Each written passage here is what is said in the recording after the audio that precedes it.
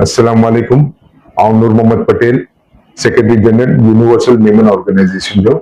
world Memon ડેજી મુબારકબાદ બધે કે દિયા તો ખાસ કરીને ઇકબાલ મેમન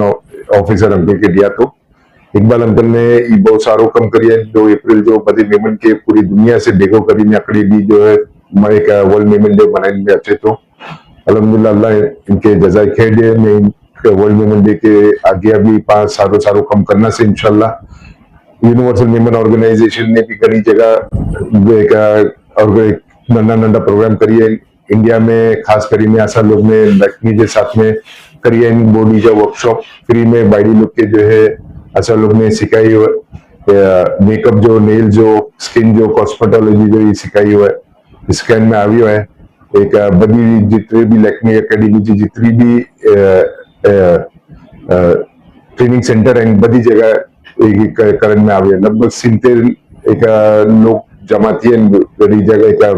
2 15 કરીને બધી સેન્ટર જે મતે અલહમદુલિલ્લાહ સારી રીતે મનાવવામાં આવ્યો है અલહમદુલિલ્લાહ ये बहुत सारो कम थी गया है मैं ये कम के और अज्ञा सारी रीते वधाइन जो इंशाल्लाह अज्ञा इनसे आज ने और इनसे भी बेहतर करेंगे पाके